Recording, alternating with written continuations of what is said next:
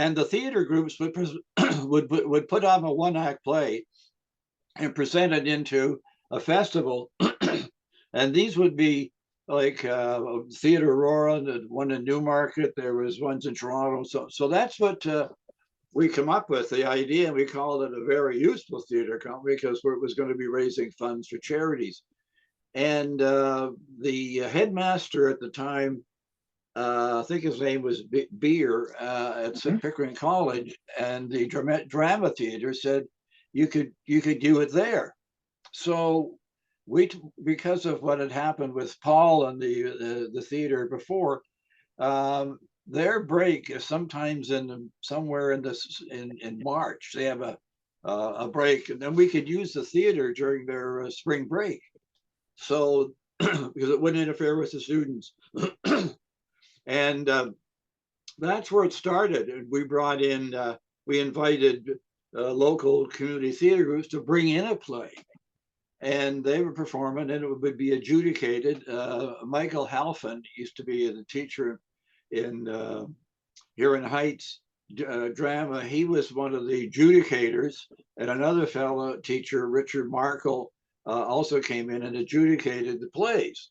So, but after a while, the new headmaster came in and said, "No, we can't do this anymore." You know, they were donating the place, and Ross Bailey had a business dealing with shipments or shipping or something, and he had rented an office, actually a store on the main street. And he said, "Well, why don't we move it there? We have the one act play festival there." So that's what happened. And Ross brought in his brother-in-law with a saw and a hammer and some wood, and we all put together a stage. And then we had we scrounged lights, and the maximum seating at the time was 60, I think 65 people.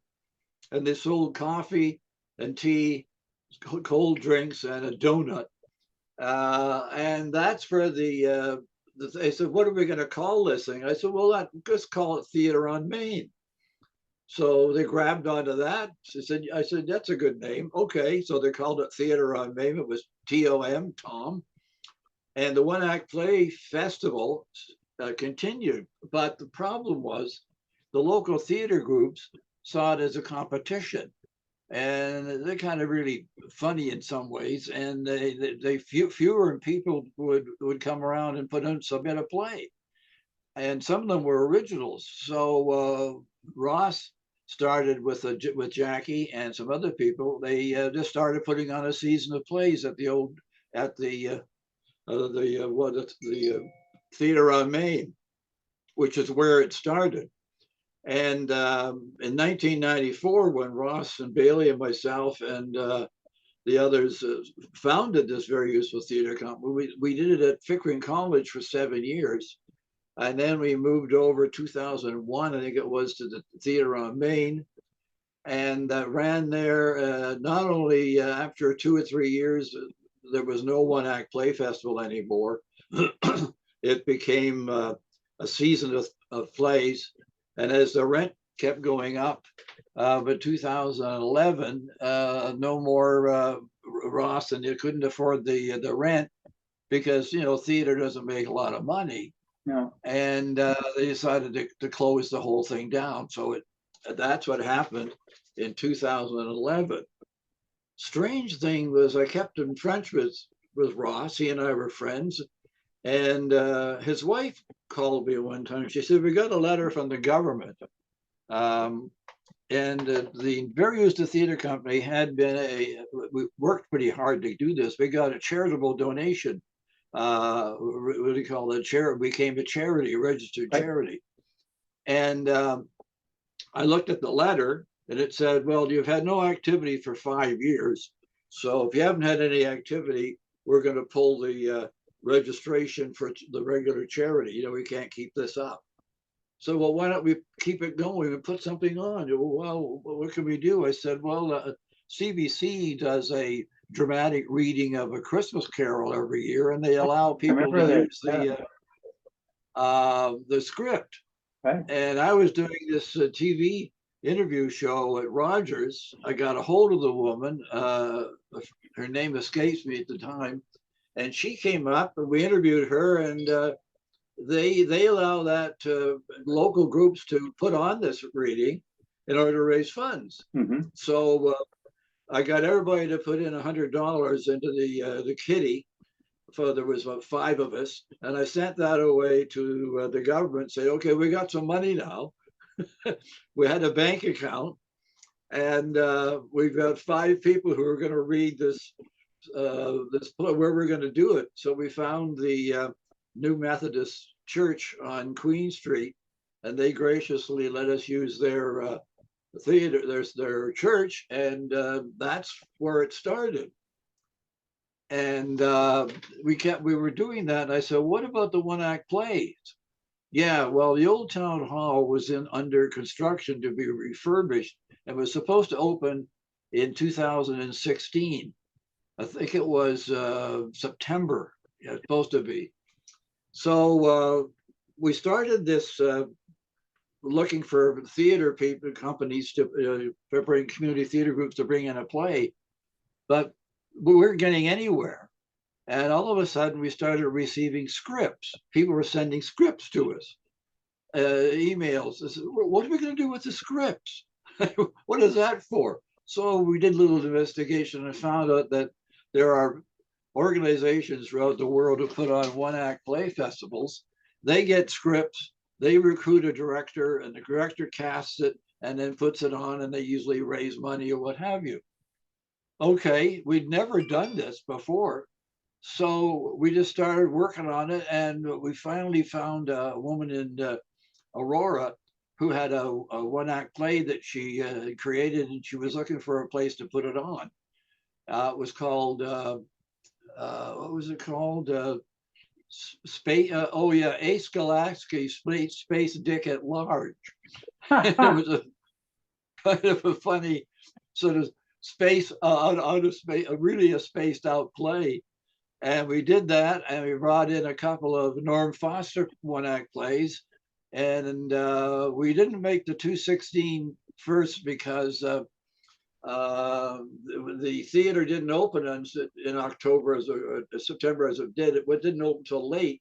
So we were in there in March 2017 with the first script. I was directing one of the plays from Norm Foster called The Death of Me. And the fellow who was playing the doctor in the play quit. So I had to take on the role. And somehow or other, we managed to put on a 3-day performance in 2017 of the One Act Play Festival. Wow. Next year, 2018, we started using, again, social media to advertise it and to put on, we got a website going. And it started as again, the plays started coming in. And this time we worked it as the plays come in, we're going to recruit directors. We found some directors, and they ended up casting the plays. And we put on a performance, a season in 2017. There was a guy from Hollywood sent in a one act play a funny play. It was called, what was it? I can think of it.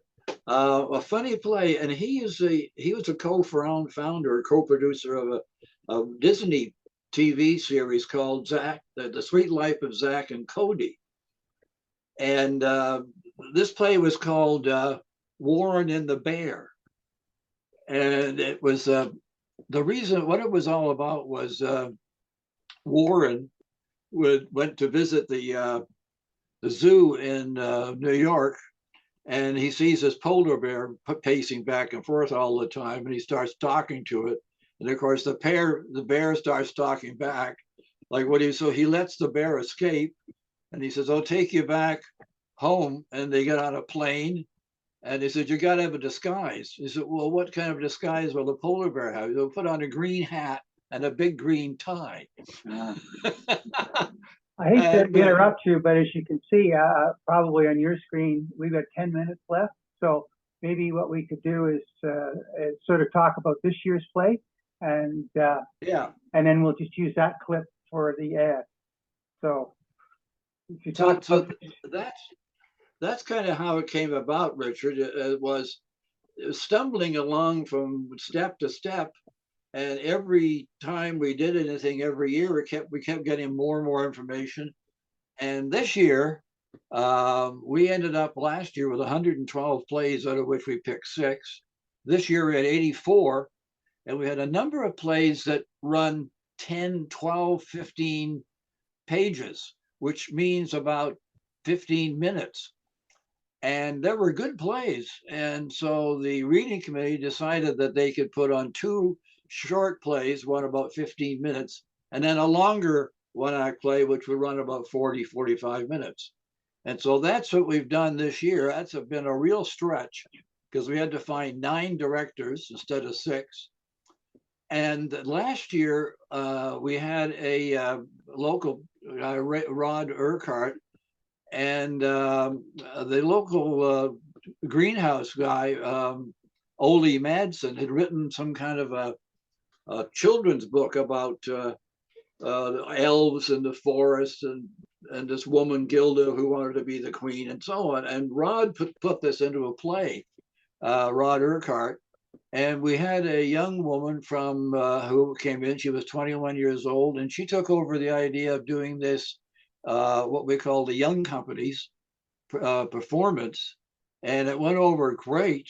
And so this year again, she has put together a workshop of all young people, and some of them are. One of them is 14 years old, and she wrote this 14-year-old on her. A friend of hers wrote this little one-act play, which runs about 5 or 10 minutes, and is directing it. So we're really looking forward to seeing this because it's helping these young people and giving them an idea of what it's like to be in a theater. Some of them want to move on. And we still use a portion of the money that we raise to donate to local theaters. So this year, September the 8th, we opened at the Old Town Hall. We're doing 3 plays that night. The next night, 3 plays. Then Saturday, there's 3. And on Sunday is going to be the young company, the VUTC Young Company, with Kira Rosenblum and her cast putting on an original 3 little plays that were created and written by the young people that you're going to be seeing performing it. oh, So we're really excited about how she's coming. And she's even written a part in there for our mayor, so we can have a cameo part, and he can walk in with this chain of office, which he did last year. well, you know that he So does have a that's history of being in the local place.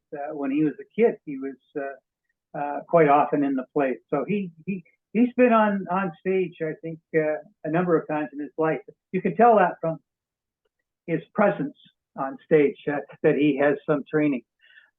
So he was also can you in talk a little bit about the the cost. I mean, people always nowadays ask. Yeah, well, we haven't changed the fee.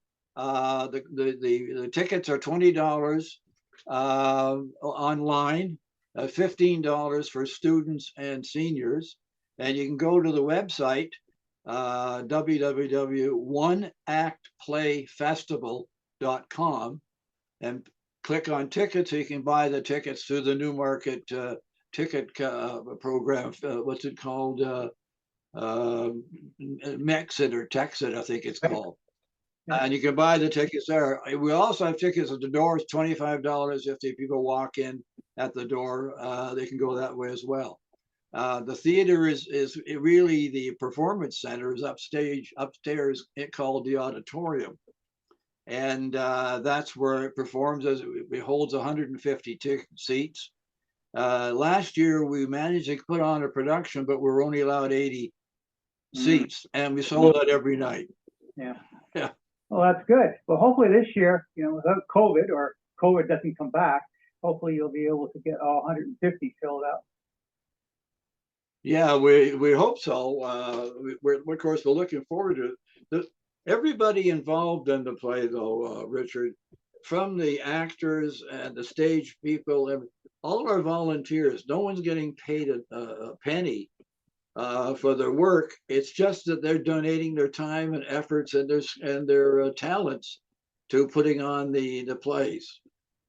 It's also an excellent opportunity, as you said, for people for the public to see their work. I'm sure that in another episode we could talk about people who have put on works and who have gone on to greater things.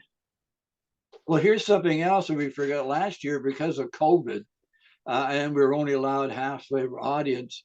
One of the directors, who's well known in Toronto, and had a friend of hers, and he came up and he did the live streaming, and we were performing Friday night a play from an Australian playwright from Sydney, Australia. It was 8 o'clock Friday night. It was 11 o'clock Saturday morning in Sydney, Australia, and he had a viewing party. Oh, cool. So it really is international. Yeah. So then the guy in San Francisco, he had the same thing going as well. He had a viewing party. So this year we're going to be streaming again. We've got a local guy who's setting it up. And I got 3 emails from directors when I told them about it. Clearwater, is it Clearwater, Florida? He's got a streaming party. The guy in Hollywood's got one, and San Francisco so far is going to have one. So, and all the people, of course, who are in the play, their parents and grandparents who don't live locally, can get to see them on for free. There's no charge. You just go on the Facebook page, the Newmarket International Festival of One Act Plays Facebook, and you'll be able to just tune in there and see it for free. Sounds terrific. Well, I want to thank you for giving us some background on this event. I'm hoping that people get out and support it, particularly since all these people are donating their time. And who knows, you might see a future Broadway director, producer, writer. I think it's just terrific. I've been twice, and I enjoyed it immensely. So, and it's also it's nice to get a small group, so you can talk about the plays afterwards, which is great. Well, there was we're into tech rehearsals now, and there was one of the playwrights or the directors brought in her play, and of course you have to perform the play in dress for your tech, and the guy in the tech booth was almost in tears, and there wasn't a sound from any of the people, the stagehands, and that from this little play. It's really moving the way she directed it. So that'll give you some idea what it's like. Well, I certainly hope that people get out there and check it out. It's one of those great things that happen in this town, and too often it doesn't get the support that it should get. But let's hope that people get out. I want to thank you very much for taking your time to talk to me about this, and hopefully we can reconnect after all your hard work with the festival is done, and I can hear about your interesting life. Okay. Thank you very much. Thanks very much. Thanks, Richard. Bye-bye. Yeah, break a leg. Break a leg. You got it. Take care.